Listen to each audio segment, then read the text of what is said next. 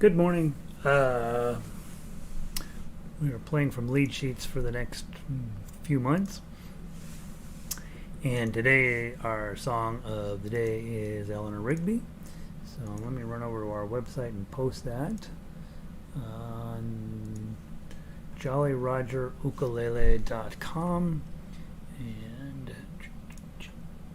from there, you'll find our weekly schedule, songs we're working on, so on. Today is, this week we're doing a few Beatles tunes, learning how to turn a melody and a chord line into a solo performance piece,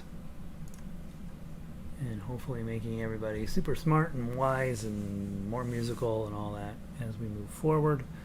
Alright, I gotta post it. Let's make sure it opens to the right spot. Eleanor Rigby, very good. And let's go post it on YouTube, HTTP, not YouTube, I'm on YouTube, jollyrogerukulele.com, onto Twitter, hit this, put on the logo, there's that, and tweet. Alright, it's tweeted, and off we go. Alright, let's close that out. We're ready to play. Good morning, Kat. Happy Wednesday to you. Let's see. Lynn is in. Another beautiful day in New Jersey. We are finally having a decent day here. Very high clouds. Super little wispy clouds way off in the distance. Blue sky, 60 degrees. Couldn't ask for a nicer day. You can always ask for one. Not going to get a nicer day than today, probably.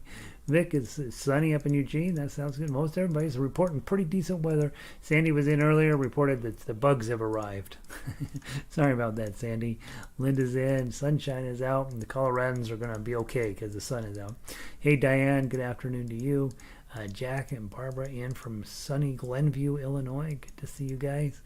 Linda, a friend from Colorado Springs. Bruce is in from Virginia. Cloudy and 60. Watched yesterday. Oh, yeah. Yesterday we changed it up, didn't we?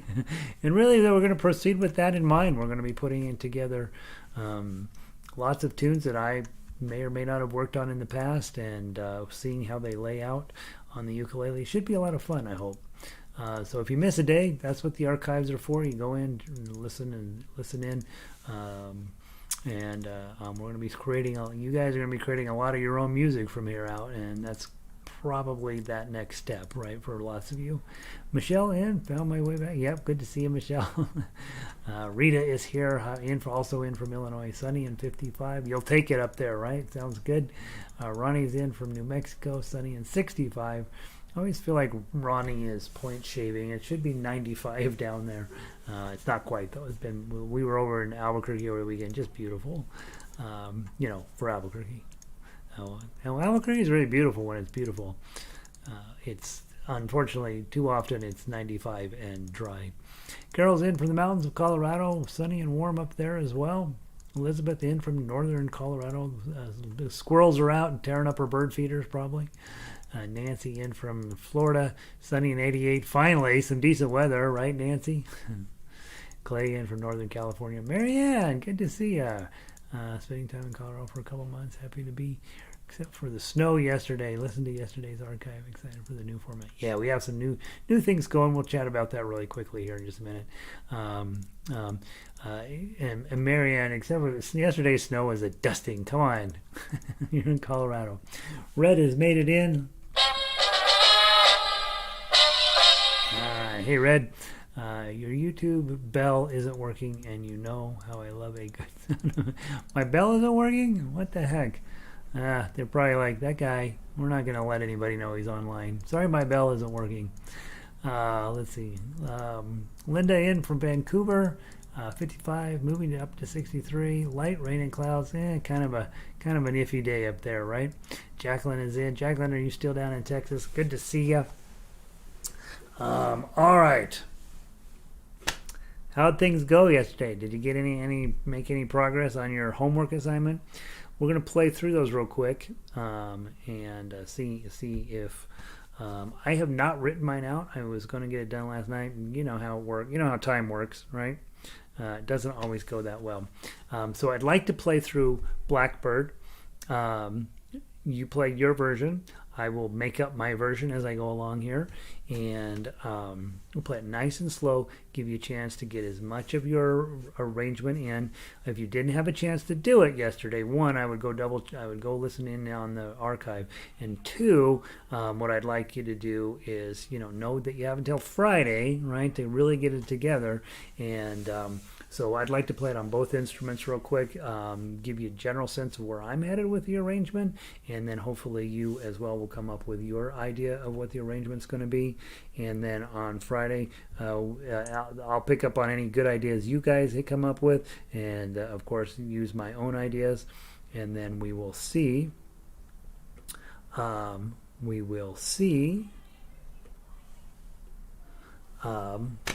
If we can come up with the best arrangement of Blackbird ever. So let's start off with ukulele version of Blackbird. And hey, Barbara, good to see you. Kari, good to see you. I see I got a text from Kari. What does she say? Okay.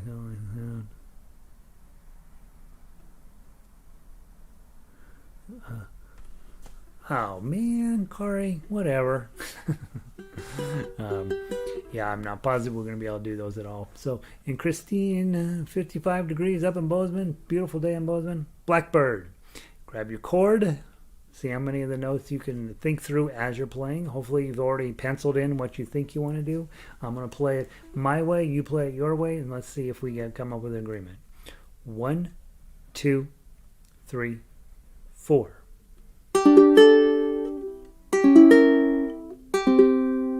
Let's not do that. What did I do? Let's start again. 1, 2, 3, 4.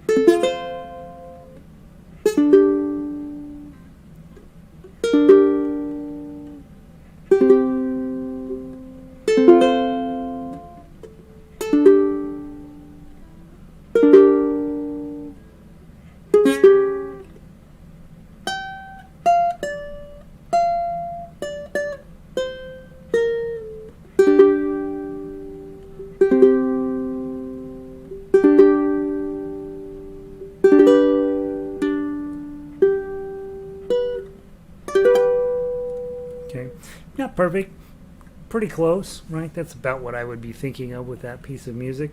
Hopefully you've come up with at least the melody, right? The melody's playing through okay for you.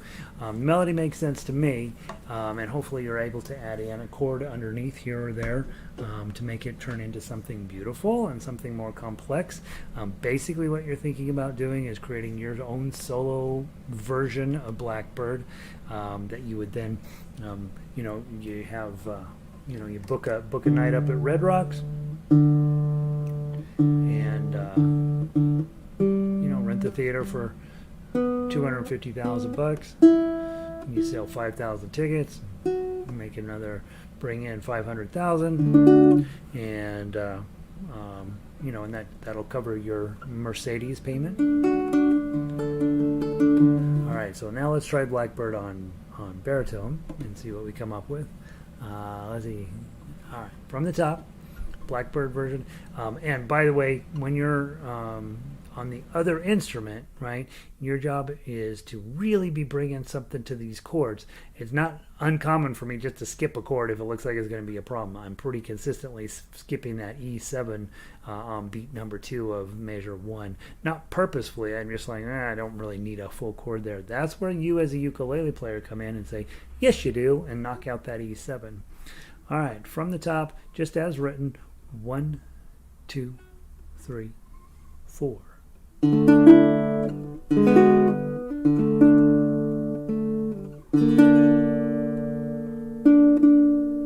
Whoops, I'm sorry. Just measure 3.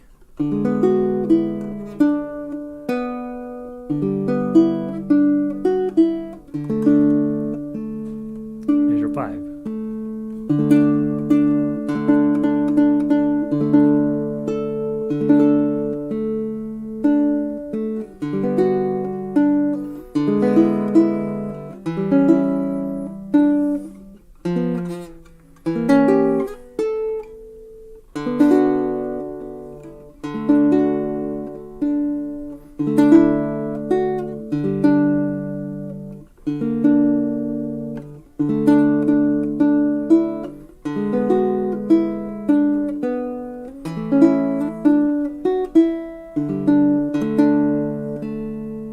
Back to the 5.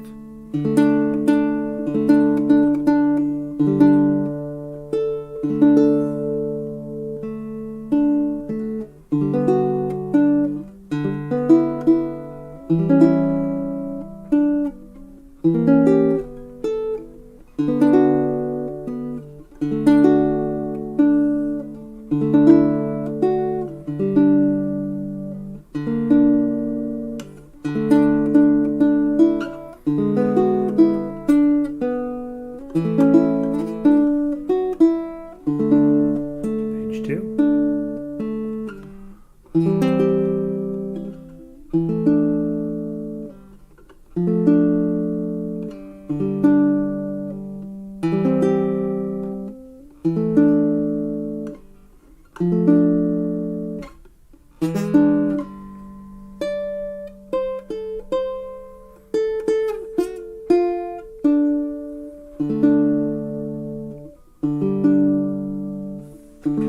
Back to 5.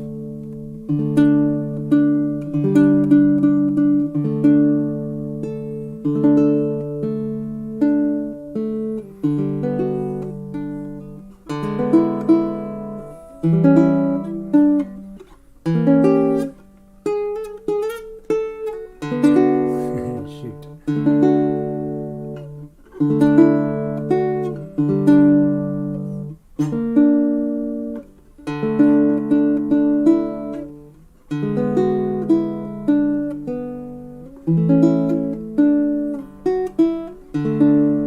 Page 2.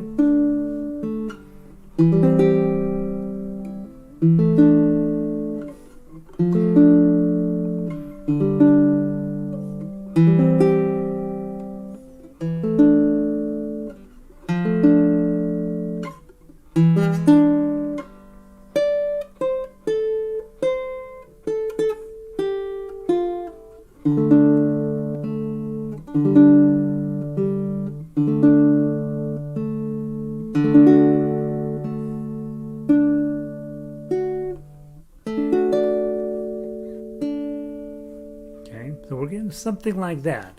And so what I'm doing is I'm going along and I'm just paying attention to what I'm doing as I'm creating this arrangement. Is every measure I get to, I'm picking up, taking a quick peek. What are my chords? Here's my melody. How much of that chord can I squish in underneath those melodies? Now, I've been doing this a while, so it comes fairly quickly for me. But obviously not quick enough, because I made 8 million mistakes, and there's a lot of choices I made that maybe that was wasn't so good. But you got to know what chord you're going to be dealing with in the next measure. So you're always reading a tiny bit ahead. All right, I got a C chord coming. I got a 3 on top. Okay, I know that shape. 2 0 1 3, right? Okay, now I got an A minor with a 3 on the second string. All right, I got to hold my A minor and add my pinky. And so I'm always peek at the chord, peek at the melody note, peek at the chord, peek at the melody note. When I get to the end, which I struggled with on both instruments, 10 8 5 8 5 5 3 1. There is a chord right there at the beginning of measure 17. I'm ignoring it completely because I got my hands full trying to make sure I get that little bit of melody through there. If I'm Paul, into the light of a dark black night, right? So I'm fine. I just have to scream, right? But if I'm a instrumentalist, I got to make sure my hands are well placed to get through there, and I basically have to have that little section memorized. 10 8 5 8, 10 8 5 8 5 5 3 1. I basically have to have that memorized because I'm going to be looking at my hands to make sure that I pull that off, which I wasn't doing these times. And so yeah, I'm already like, yep, you're going to have to memorize that one little section. And then the ending, I guess, gave you 2 D chords, but I'm going to use a low D chord in measure 19 and a high D chord in measure 20. Ukulele players, you're on G chords, but that's the basic theory for taking a lead sheet and turning it into an arrangement. Is check the chord, see where you're at with melody. Check the chord, see where you're at with melody. And if you have too many chords, sometimes you start kicking them out. You're like, I don't have time for that chord, right? And you just stick in the melodies. And the more intense the melody gets, or the weirder that it goes up the neck, the more work you're going to be doing. Nancy says, "Oh, now I understand why you're an angry person all of the time, right, Nancy?" No, it's a true joy. Now, at that speed, right? I mean, we're playing almost at full speed of what we would probably be playing this piece at. Unlikely that you're going to be able to do it as quickly as I'm doing it, because I've been doing it a little bit longer than you have. But that doesn't mean if you slow it down that you can't take your time and figure it out, right? So if I'm sitting there and I'm like, all right, first chord's a D and I got a 0. Next chord's an E7 with a 2. Okay, next chord's a G, but I got a 3 there. G minor, whatever the heck that is. Okay, next note's a D chord, got 3s. Okay, now I got a 0, but I'm holding down the 2. I'll just lift that up. Okay, E7 with a 2. 3-0. That's annoying. And then I got a G chord. Oh, it's a 0. That's right. He was talking about this. And then I got a 3. And then a 2-0. Oh, I could probably put a chord under that. And hit that G again. And then D chord. Oh, I got to get that on. Right? So that's what's really going on in my head, just at a little bit faster speed than maybe you're doing it. Or, of course, maybe at a slower speed than you're doing it. I don't know. But the thing is I'm double-checking the chord, then seeing how it's going to fit in with the melody. Double-check the chord, see how it fits in the melody. That is, I think, at the end of the day, what arranging really is all about. Is here's the melody, here's the chords. I got to see how much of that chord I can fit under the melody, but I got to know what the chord is first in order to pull that off. Okay? Theory, right? That's the idea. So over the next, you got tomorrow and Friday morning to finish your arrangement of Blackbird. Meanwhile, we are going to be marching forward into, and by the way, on Fridays I will post a full arrangement. For those of you guys that are like, nope, not interested, not for me, not what I'm doing at all. It should be in your mind that the things you say, nope, I'm not doing that in music, it should be in your mind that that's exactly what you're going to be doing in music in short order, right? So when I say I'm not going to be playing the blues, I really don't get it. I'm way too Irish to ever play the blues. I don't really get it. I don't know it. I don't like it. I'm not going to do it. And boy, all of a sudden, every time I turn around, blues, blues, blues, blues, blues, and pretty soon I'm going, well, I guess it kind of goes.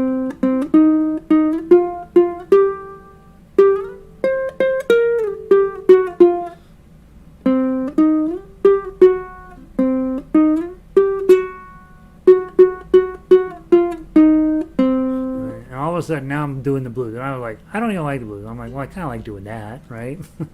So if your brain is putting up a little bit of a fuss on this, just know probably it's putting up a fuss because it's like, oh, I just don't really feel like I'm ready for that.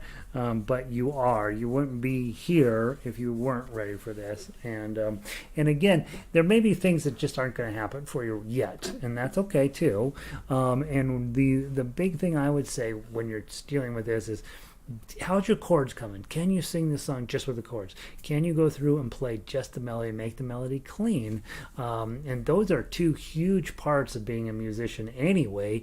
It just so happens that I'm sort of obsessed with putting those two together and turning it into fingerstyle arrangements, because I think that that's how most of you guys want to ultimately end up playing. And once you decide, hey, that's the kind of music I want to make chord and melody arrangements. Then your next step is, all right, I've been relying on Gary to put out the sheet music, but he's never ever going to do Cyndi Lauper, Girls Just Want to Have Fun, but that's my song that I grew up with. I want to do that song. So you sit down with the sheet music and the chords, and you start sticking them together. And I think it's not long after you do that, then you're like, well, I don't need Cyndi Lauper either. Screw her. She's got pink hair. I'm going to go write my own song, and it's going to be about, whatever. So,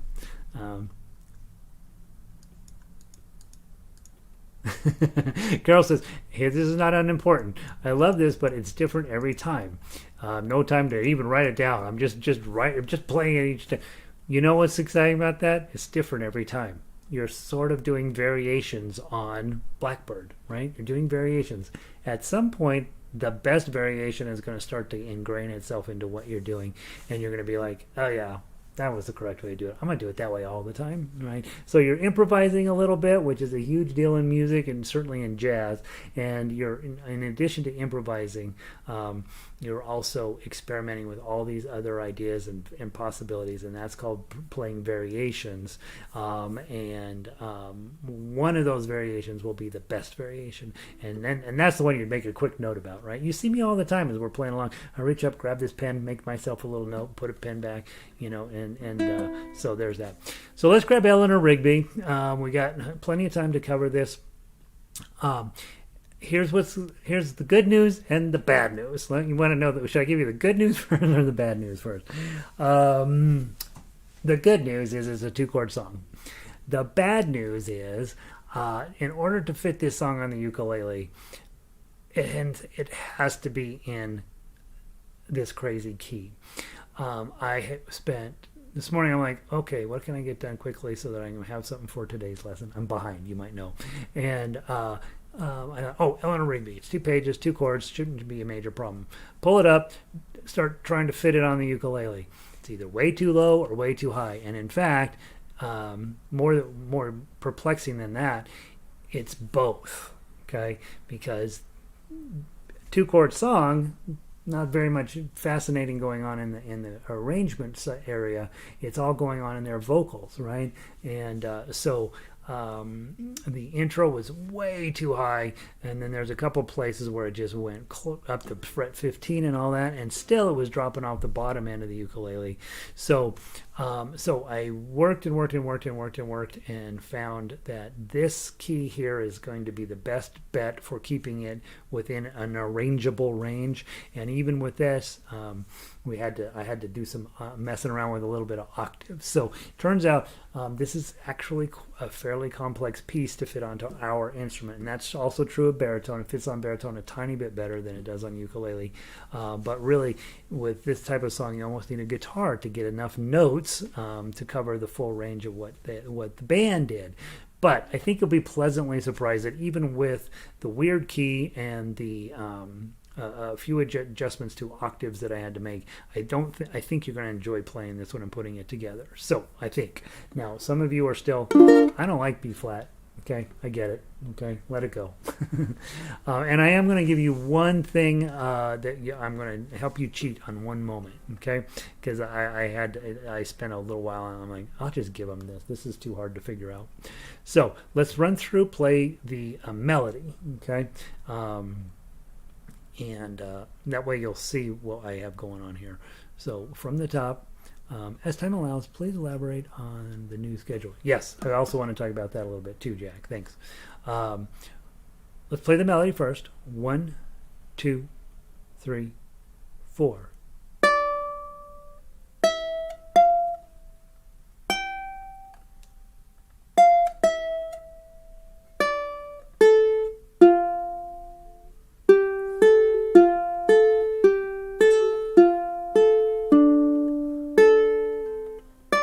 Back to the top.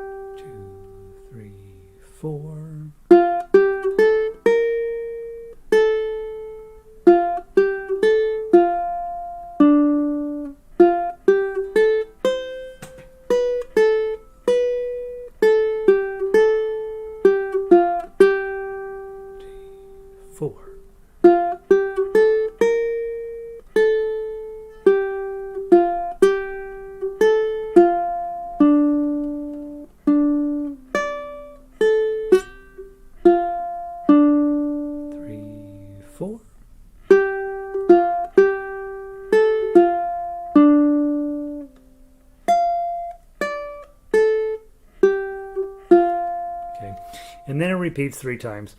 The last time you come through, I put that do, that repeaty thing that's in the intro. I just tacked it on to the end, and I think it sounds kind of cool. And when you come into 23, where do they all belong?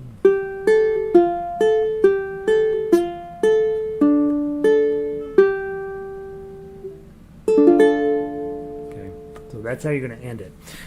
So I went ahead and gave you a full arrangement for the ending. I will recommend, however, I gave you a plain old D minor at the end, but as the more I look at it, I think you want to use the D minor at the end, bar on 5, ring finger up here on the top 7. Okay. I think that's the D minor you're going to want on the end, just because you have a high D note underneath that on the first string. Okay. I think it's going to sound prettiest if you do that one, but the other one works fine. The other thing I will give to you, okay, measure 2, you have this 10, right? And if you listen to the how the melody is flowing.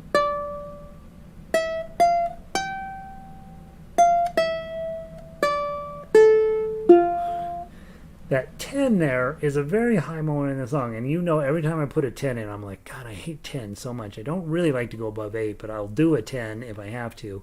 And anytime I have a 10, I'm like, I wish there was a way I can cover it up. And we're lucky. B flat on the 10, just put a bar up and down on 10. Okay, and you're going to be fine. So just underneath that 10 right now, write 10, 10, 10.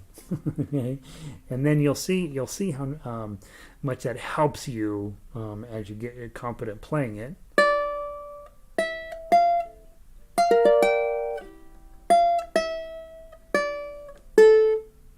Okay, so I'm going to give you that chord right there because otherwise there's no way to put our B flat on 5 and reach up to 10. I mean, I think there's a way, but it's just not good. So just put a straight bar 10, and that'll take care of your B flat. It's not quite exactly a B flat, but it's pretty close.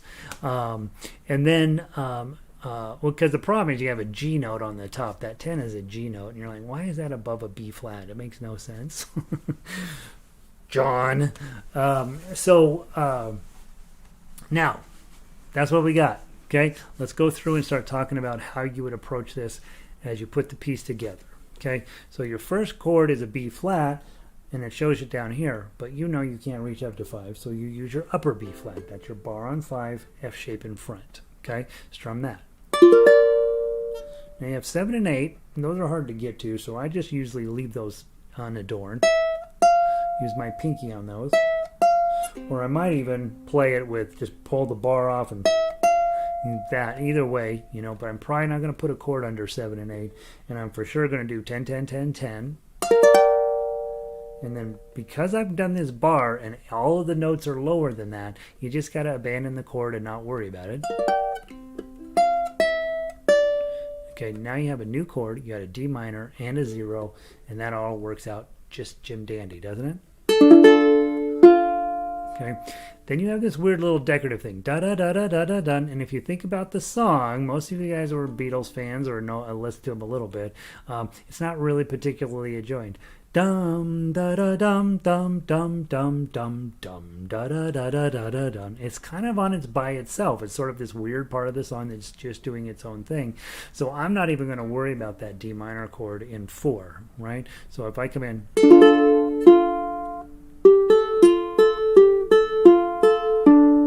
probably what I'm going to do there is just play straight melody through that. But you can try adding in a D minor chord underneath it. It will fit, and it might actually create a kind of an interesting thing, right? So you're going to play through that twice, come up with, takes a moment to toss a few chords in there and see what you can come up with. Might be easier, might be hard. Then go on to measure 5. Okay, again, you have a 1 is the melody. You can easily fit a D minor under that. And then you hit the 3. You got a 0. You could hit the whole D minor again if you want. Okay, that 1 and the 2 would probably not necessarily have a chord under it, but maybe. Okay, and then measure 6 is very similar. That 3, begging for a chord underneath it. Then hit the 2, 0. And then you've got a D minor. Again, you got a new chord. Remember, you're trying to put a chord on the first beat of at least every measure. Trying. It doesn't always work, but most of the time you really do want to hit when there's a chord change, or when you're on the first beat of a measure, you really do want to try to add a chord in underneath whatever the melody note is. In this case, the melody note's a 2. Your chord, new beat, and it's not a chord change, but it's a moment where you have a beat 1. So try to put a D minor under it. Church, where, and then when I see wedding, I got a beat 3 and a 0 on there. I'm like, oh, that's totally gonna fit a beat D minor under there. 3, 1. And then I got this stupid B flat with a 3, right? That comes up a lot. In fact, it was coming up in Blackbird as well. You're going to grab your B flat and just add your pinky on underneath there.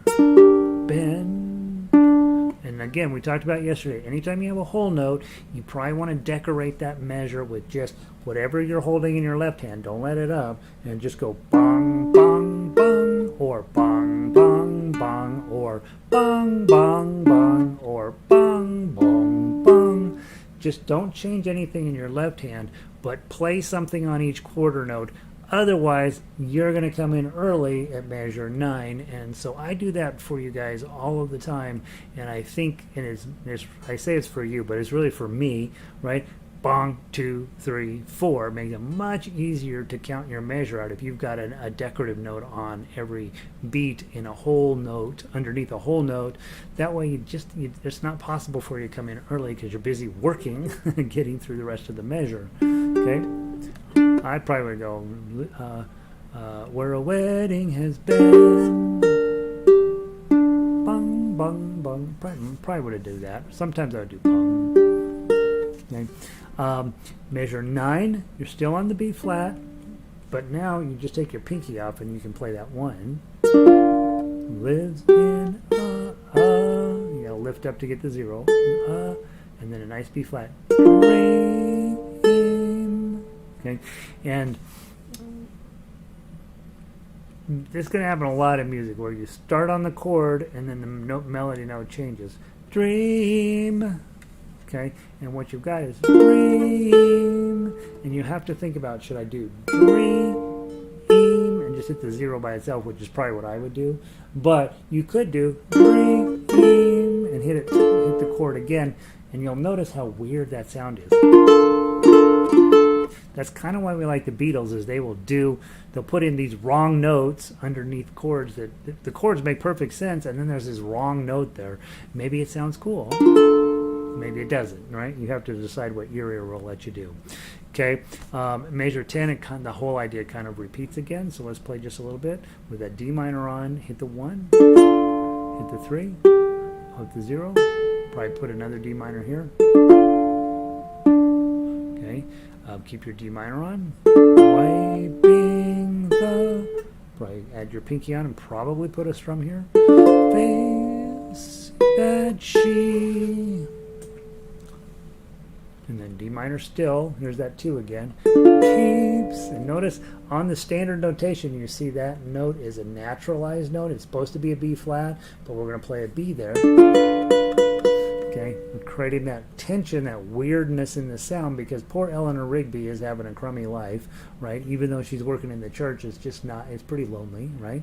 Keeps in a jar by the B flat with a 3. Door, bum, bum, bum, B flat. Who is it for? Okay, and then measure 15 is still, it's very similar to what we've already done.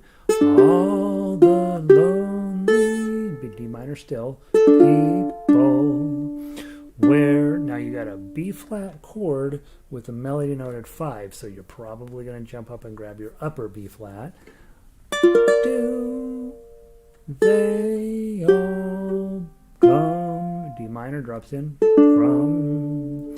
Guys, if you're on ukulele and you have a high G ukulele, which most of you do, and you are going to hit a 2 on the as your melody note, and you're also going to use the D minor to hit this 2, just make sure to hit this 3rd string with a little bit of oomph, because otherwise the high G is going to take over. You're holding a high A over the melody note, which is a D. So your accompaniment note is higher than your melody note. You don't want that. Right? Just make sure to hit that clean, and then toss in a couple of notes out of the chord.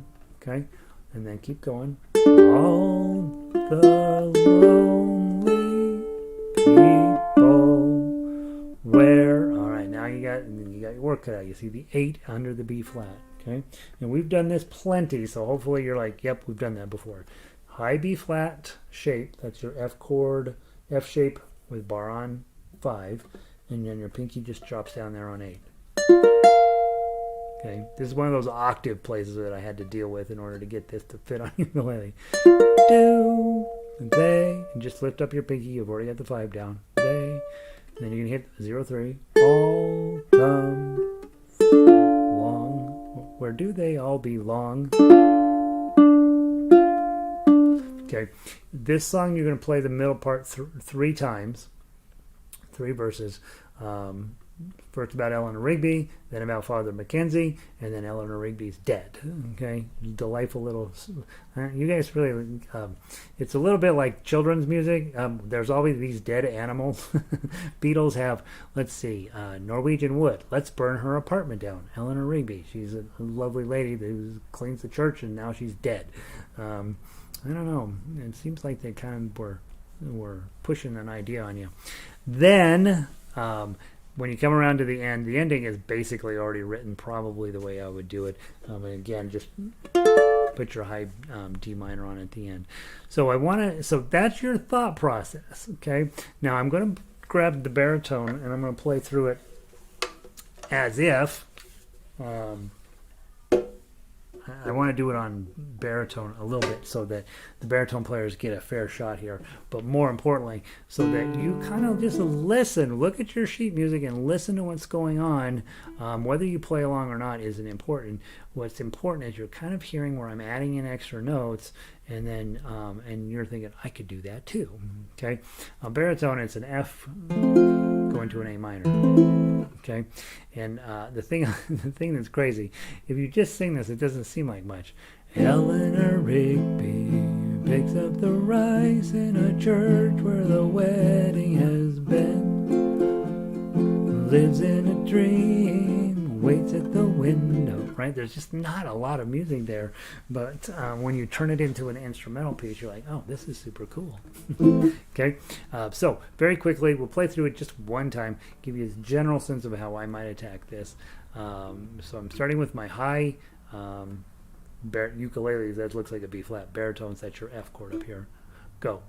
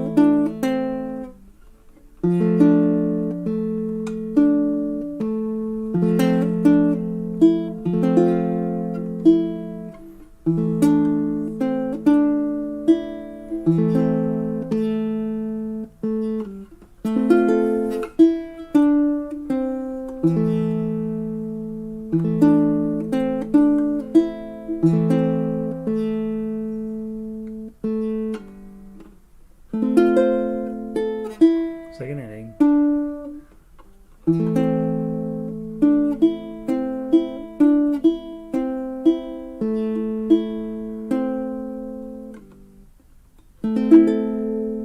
Okay, so that's kind of where I'm headed with the arrangement. And now, a little bit of a pep talk. This is new stuff for you. So if you're a little confused or fighting it a little bit, or you're like, I don't know what the heck he's talking about half the time. Patience, grasshopper. By the end of this summer, I assure you, you will sit down and play that like it's nothing. Okay, and it's just a matter of getting into a new habit of a new way to think about music. Gary gave me the melody. He gave me the chords. Now all I need to do is peek at the chord, play some melody with a little bit of that chord underneath it. Next measure, peek at the chord, put that under as many melody notes as I can. Next measure, peek at the chord, put that under as many melody notes as I can. And I think by the end of the summer, probably by the end of next month, you'll be able to sit down and do that with any song. And then it'll just simply be a matter of finding ways to get chord and melody onto paper of the songs you want to do. And that's where a little bit of software is going to do it a whole lot of good. So plan for basically going forward through the summer is I'll be giving you chords and melody, and then you guys will be sitting down and working out your own Tuff uke arrangements, basically trying to figure out how you would do it and then comparing it to what I do, and then picking a final solution, a final best way of doing it for you. And really, I do know that when you first approach this, it's a little overwhelming, but as you do it a few times, it will come together just fine, and you'll be playing really nice music. Now, do we need to write out the Tuff uke? I would. In the beginning, this was back before I owned any software, I wrote all of this out in pencil on blank tablature line. And I think that business of writing it out with pencil, putting your notes in underneath there, will do you a ton of good. I really do. I think that first measure, Eleanor Rigby got this high B flat or high F chord, depending on which instrument you're on. Just write in the numbers, and then they're there, right? And then you don't have what Carol's dealing with, which every single time you come through, it's a little bit different, right? But when you find something that works, just go ahead and jot it in there real quick, and then I think that will help you. So just be a little bit patient, grab a pencil, start writing out the Tuff uke, and then on Friday when we play together, you'll see how close or how far we had. And I know, guys, a lot of you have super busy lives and may not necessarily be able to do it at all. Just know by Friday you'll have the full Tuff uke arrangements anyway, and then as a lead sheet, then this magically disappears forever, right? Because it's done then. So there's that. Now Jack asked an important question, and let me just very quickly run over my thoughts. starting not next week, next week's normal. The week after that, we're going to get rid of the daytime classes and move to early or late afternoon, early evening classes for me, which for some of you is going to go right into your dinner hour, and I know that. Those of you on the West Coast should be fine. Those of you on the East Coast are really messing with your dinner hour, and you may end up having to use the archives to some extent. But my main idea is that Monday nights will still be the jazz orchestra. Most of you guys are coming to that. Tuesday nights is guitar orchestra. You got to pick up a guitar and come play with that too. It's the same thing. They're doing what are they doing? They're doing Beatles. They're doing Beatles. And then the Monday night group is going to be doing jazz. And then, but during the day, the 4 o'clock hour, we're going to have ukulele 1, 2, and 3. And so we'll have 20-minute sections. We're going to do one song. It will be a lead sheet. You might not even need to log in until 40 minutes after, and we'll do the lead sheet. And then during the 5 o'clock hour, I want to do ensemble. I want to bring ukulele players, guitar players, and harmonica players all together. It doesn't matter what instrument you have, and we're going to just use that hour just to play, where I shut up and we just play songs that I have in existence, and we just keep it fresh, right? And so hopefully the 5 o'clock hour will be a time when you're not really there to learn anything, you're just there to keep your chops up. And so we'll be doing that once a day. So little mini lessons at 4 o'clock for level 1, level 2, level 3, and 5 o'clock will be let's just play. And my big thought was let's just play a little bit right before dinner, because you know how getting sick, that walk from the armchair to your music stand is pretty challenging. But if you're just like, hey, every day at 5 o'clock I just go play for an hour with my friends, and some of them play harmonica. I don't know what's wrong with those guys, and baritone players and all this stuff. But we'll toss everybody together. We'll just play. You'll play in whatever way makes sense to you, and you'll have an hour each day just to enjoy making some music. That's something I don't do nearly enough of. Mostly I'm always trying to tell you what to do. Here's this new thing you got to try. Here's this other thing you got to try, and that gets very tiring after a while. Makes you a great player, of course, but it is a lot.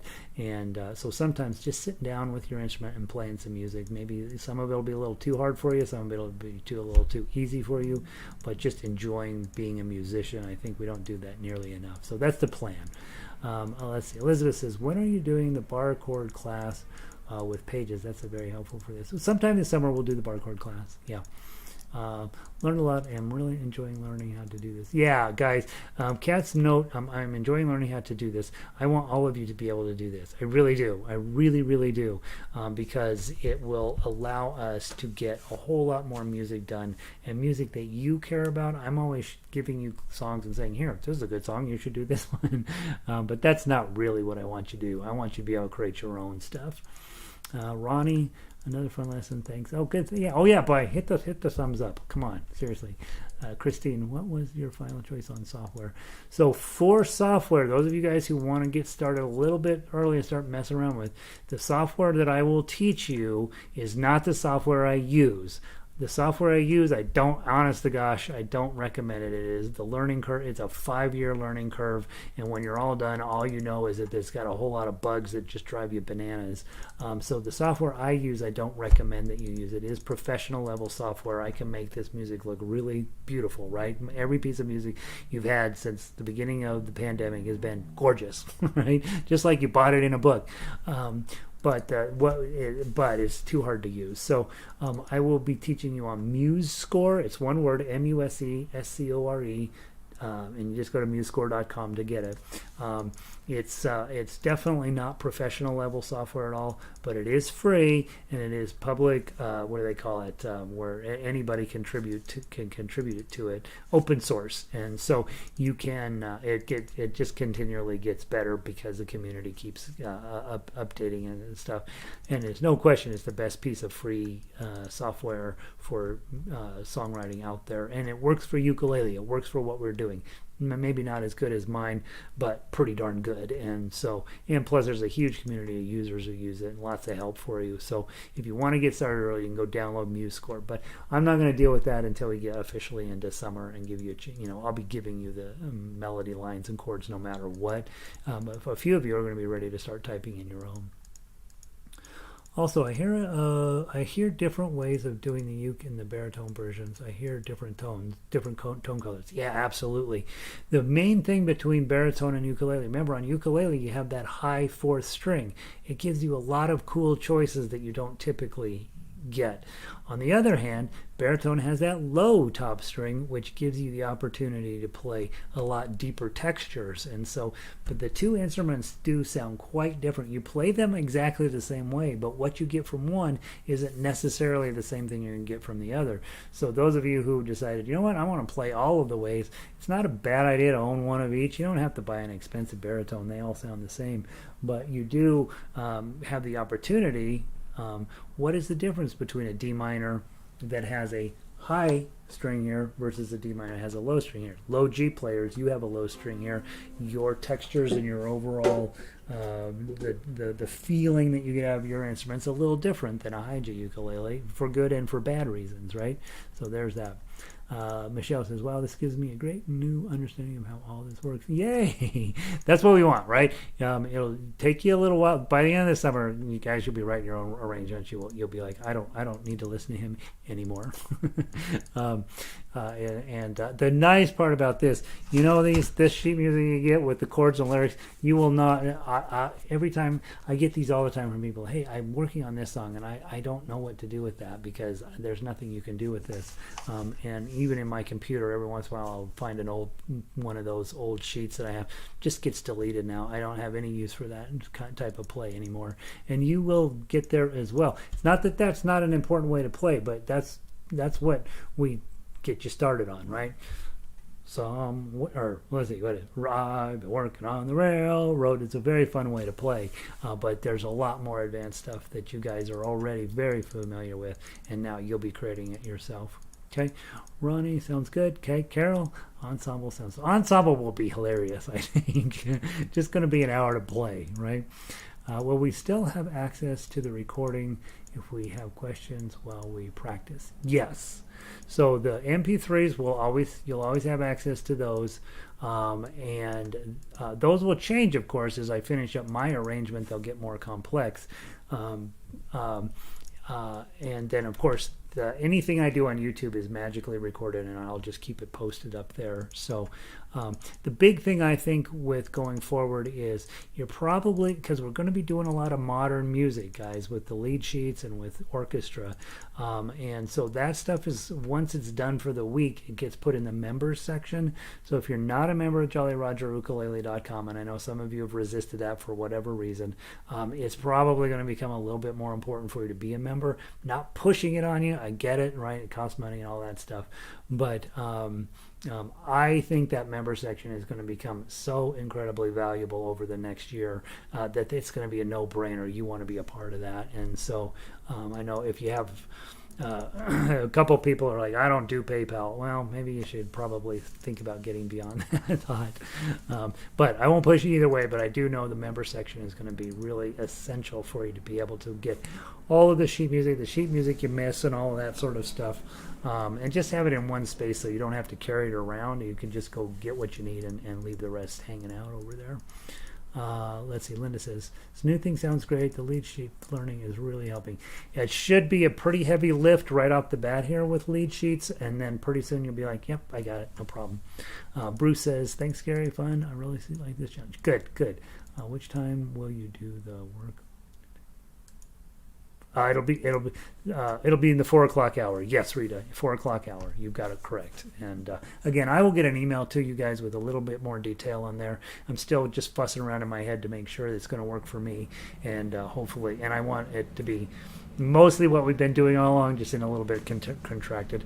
The other nice thing, guys, by going from 4 classes in the middle of the day to 2 classes later in the day, I should be able to get a lot more sheet music done, which means that we'll have a lot more new stuff coming out, which I know at the end of the day, as ukulele players, you don't really care about what you're playing. You care about what your next thing is you're going to play, and it's not the smart way to handle music, but I get it, right? And so there's that.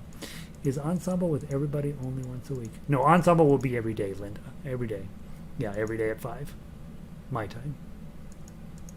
It'll be crazy. It should be funny. right? It'll still sound just like me playing from my house, but at your house it'll be all sorts of different, whatever instrument you want to play on that day. So it should be fun. All right, Clay, good to see you. Guys, everybody, I held you way over to full 11 minutes over. That's ridiculous. I'm a bad teacher. I will see all of you guys tomorrow, and we'll do one more Beatles tune tomorrow, and then I can't remember which one I was going to do. And then on Friday, by Friday, then you want to have your arrangements together. So I'll see you then. Sorry for keeping you over, and of course, a lot of you guys are like, I'm out of here. See ya. So that's it. Have a wonderful day. Thumbs up if you didn't hit the thumbs up yet. Subscribe if you haven't subscribed, obviously. Become a member of the Jolly Roger Ukulele website if you can. And random act of kindness, get your daggone vaccine in your arm. Let's probably, if you come here every day, I'm not sure how much more you need to practice. So just keep showing up here and you will become an amazing player. And Linda says, will the classes be an hour? Yes, both 4 and 5 o'clock will be an hour-long classes. The 4 o'clock class, because it'll be divided into book 1, book 2, book 3, you may not need to come for the entire hour. You may just come for whatever hour makes the most sense to you. So, yep. All right, guys. Peace.